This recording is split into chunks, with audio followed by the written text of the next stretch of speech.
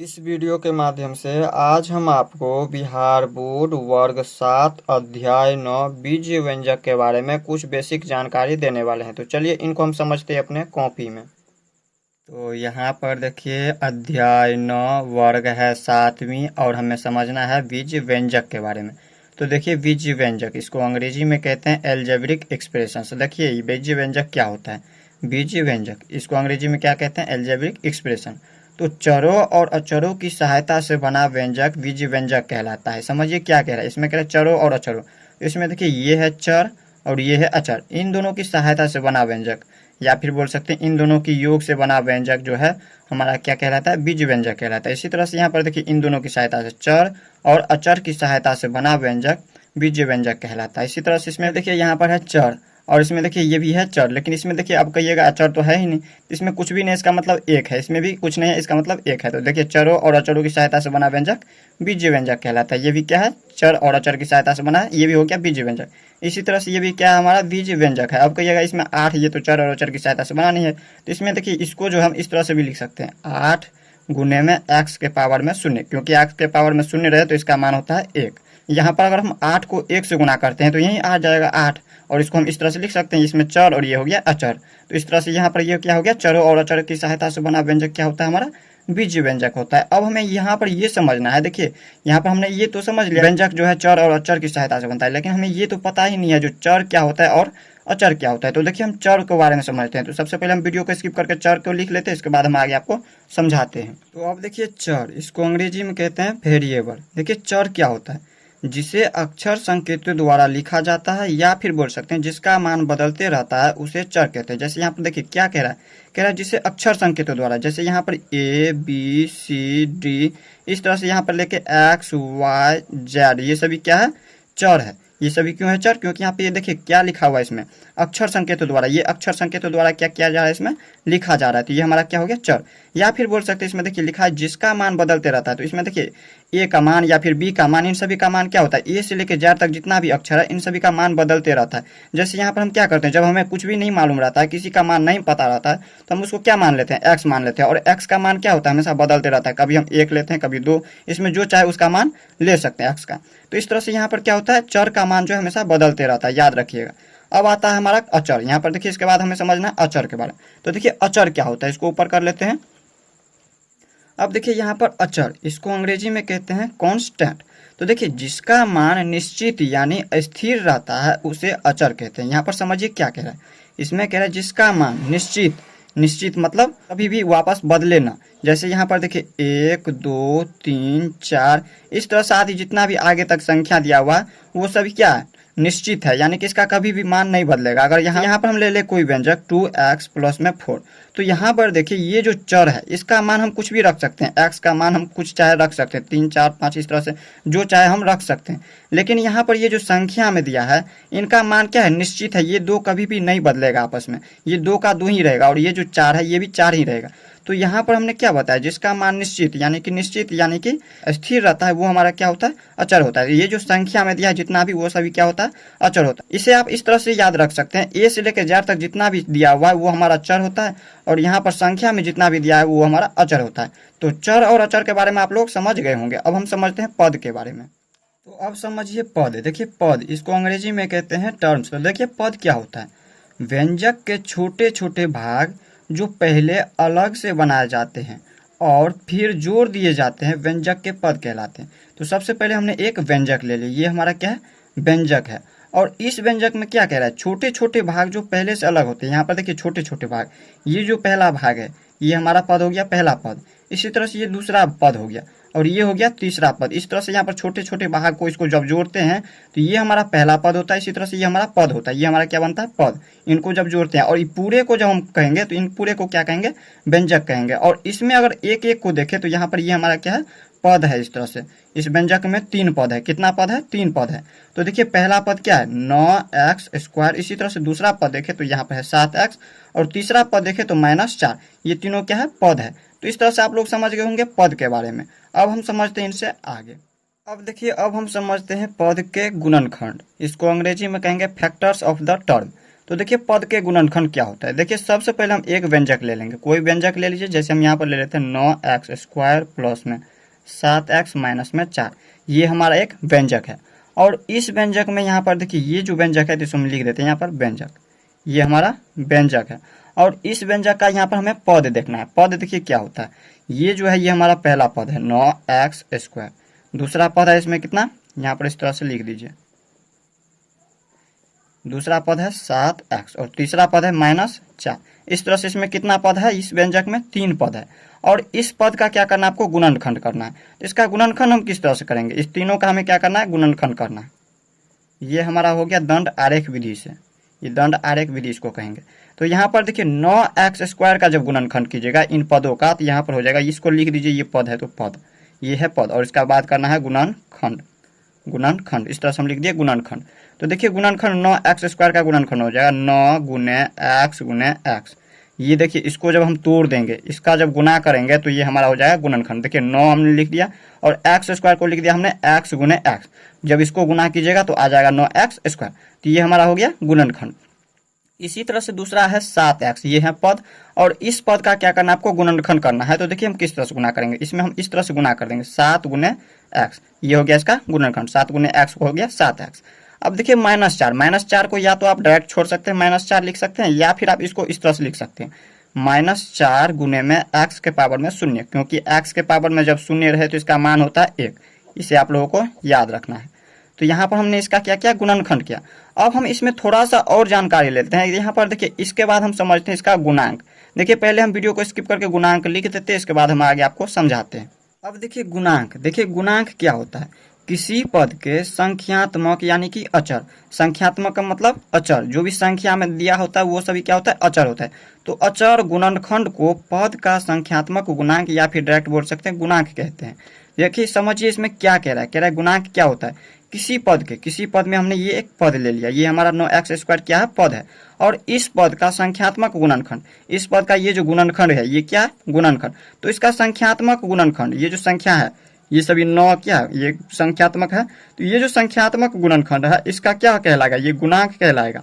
ये जो 9 हो जाएगा ये गुणांक कहलाएगा, या फिर बोल सकते हैं संख्यात्मक गुणांक कहलाएगा। इसी तरह से यहाँ पर दूसरा पद है यहाँ पर 7x, और इस 7x का गुणनखंड है 7 गुने x, और इसका यहाँ पर गुणनखंड का यहाँ पर गुणांक कितना हो जाएगा, इन तीनों का गुणांक कितना होगा, तो इसका गुणांक हो जाएगा 7, क्योंकि यहाँ पर क्या कह रहा है, संख्यात्मक, ये जो संख्या में दिया रहता है वो सभी क्या होता है, इसका गुणांक होता है। ये क्या है, ये हमारा संख्यात्मक गुणांक कभी भी नहीं होगा, याद रखिएगा।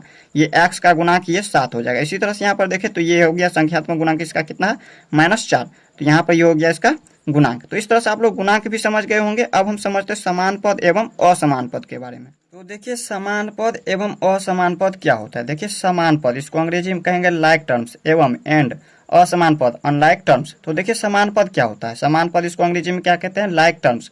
जब पदों के गुणनखंड एक जैसा हो तो वे पद समान पद कहलाते हैं। जैसे यहाँ पर समझिए, यहाँ पर हम लिख देते हैं 9x² प्लस में 7x² प्लस में 7xy प्लस में 8। इस तरह से हमने क्या किया, एक व्यंजक लिया है, और इस व्यंजक में हमें पहचानना है समान पद को। तो हमने इसमें क्या लिखा है, जब पदों का गुणनखंड, इन तरह से ये जो पद है इसका गुणनखंड करें 9 गुने x, इस तरह से लिख दिए। दूसरा पद है ये 7x², और इसका गुणनखंड क्या हो जाएगा, गुणनखंड के बारे में हमने बता दिया अभी, 7 गुने x।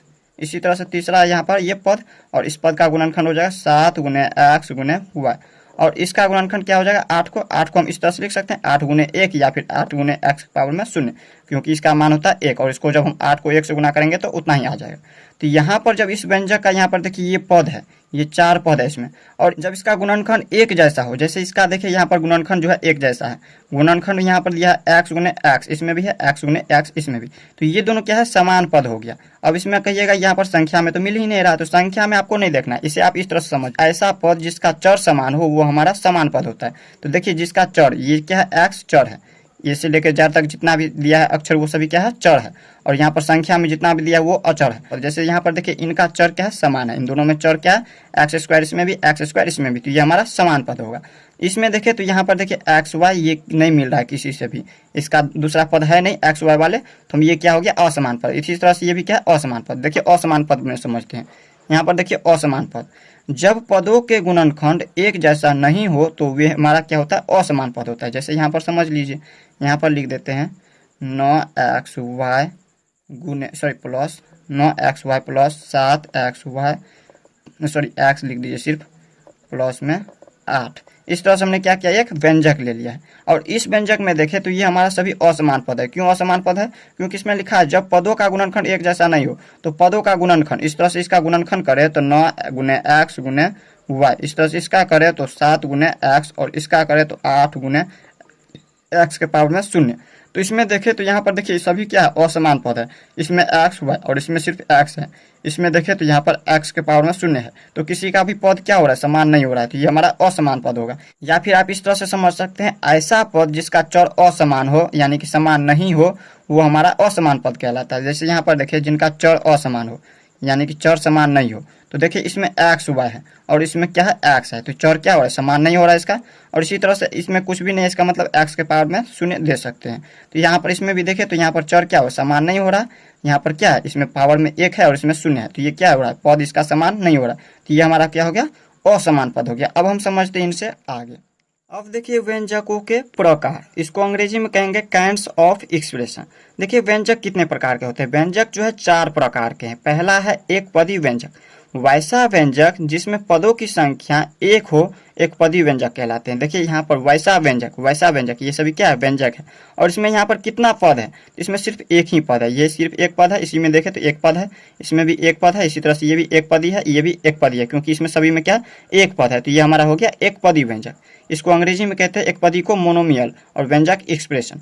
अब देखिए द्विपदी व्यंजक, इसको अंग्रेजी में कहते हैं बायनोमियल एक्सप्रेशंस। देखिए वैसे व्यंजक जिसमें पदों की संख्या 2 हो, द्विपदी व्यंजक कहलाते हैं। जैसे यहाँ पर देखिए इसमें पहला पद हो गया 9x², दूसरा पद हो गया 7, तो इसमें 2 पद है, तो ये हमारा द्विपदी व्यंजक हो गया। इसी तरह से इसमें भी देखें तो यहाँ पर देखिए पहला पद 7y और दूसरा पद है 8, तो इसमें भी कितना पद है, 2 पद है, तो ये हो गया द्विपदी व्यंजक।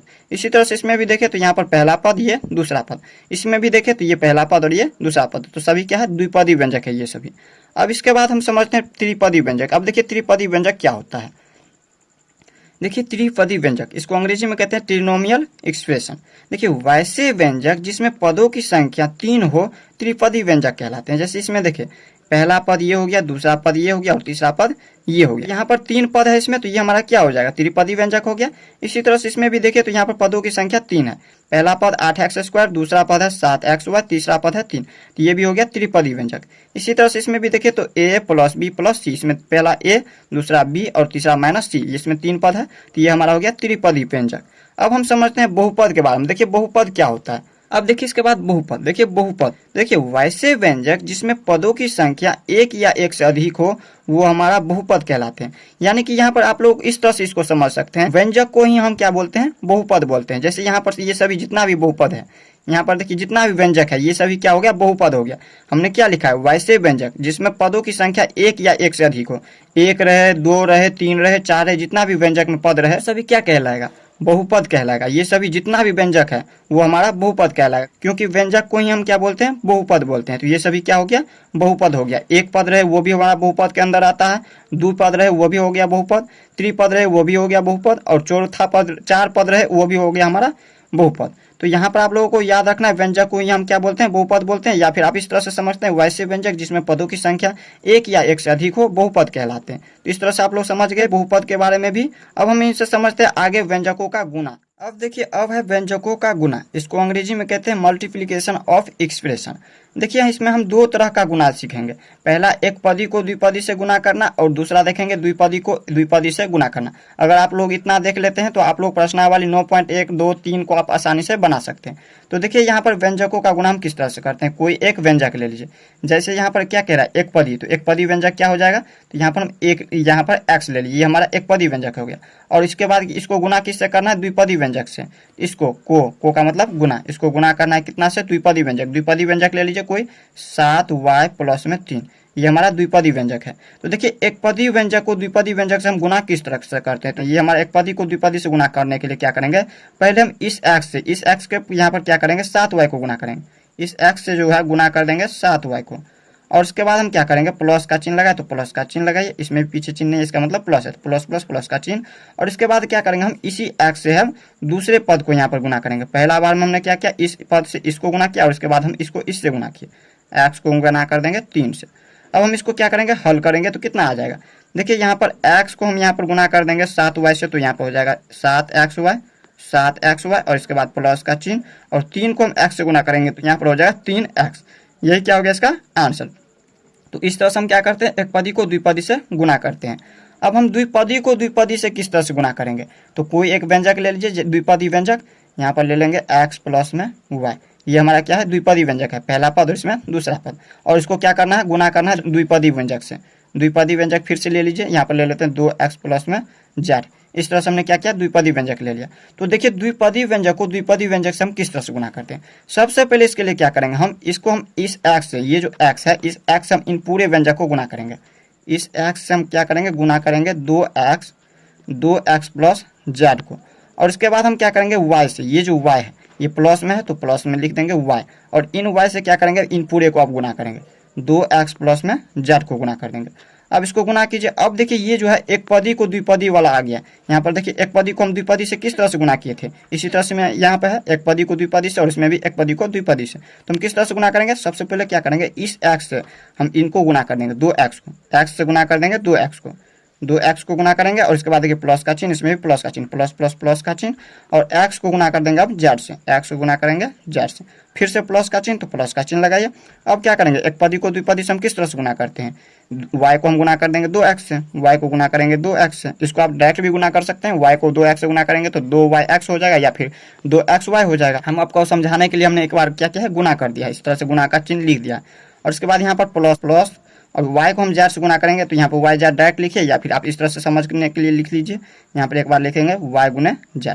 अब हम इसको क्या करेंगे, इसमें गुना कर लेंगे। तो देखिए यहाँ पर 2x को हम गुना किए x से तो हो गया 2x स्क्वायर, क्योंकि यहाँ पर जब भी गुना होता है तो गुना में पावर क्या होता है, जुड़ जाता है, इसके पावर में कुछ भी नहीं, इसका मतलब 1 है, इसके भी पावर में 1 है, तो x की पावर में कितना हो जाएगा, इसको घात बोल सकते हैं या फिर पावर बोल सकते हैं, तो यहाँ पर हो जाएगा 2। और उसके बाद प्लस का चिन्ह लगाए तो प्लस का चिन्ह लगाइए। x को हम z से गुना करेंगे तो हो जाएगा xz, क्योंकि ये दोनों क्या है, असमान पद है, समान पद रहता है तो आपस में क्या होता है, जुड़ जाता है, और असमान पद को वैसे ही लिख देते हैं। इसके बाद देखिए प्लस का चिन्ह लगाए तो प्लस का चिन्ह लगाइए। देखिए y को हम 2x से गुना करेंगे तो 2yx लिखिए या फिर 2xy लिखेंगे, और इसके बाद प्लस का चिन्ह है तो प्लस का चिन्ह लगाइए। y को z से गुना करेंगे तो yz हो जाएगा। अब देखिए इस व्यंजक में जो 4 पद है, पहला पद, दूसरा पद, तीसरा पद और चौथा पद, तो इसमें देखिए चारों पद जो है असमान पद है। देखिए x की पावर में 2 कहीं पे भी नहीं है, इसी तरह से देखें तो xz दूसरा नहीं है, इसी तरह से देखें तो xy भी दूसरा नहीं है, यानी कि ये सभी क्या असमान पद है, तो इसको हम यहीं पे क्या करेंगे, छोड़ देंगे। तो इस तरह से आप लोग समझ गए व्यंजकों का गुना हम किस तरह से करते हैं। तो इतना अगर आप लोग समझ गए होंगे तो प्रश्नावली 9.1, 2 और 3 को आसानी से बना सकते हैं। तो चलिए मिलते हैं हम नेक्स्ट वीडियो में, तब तक के लिए गुड बाय।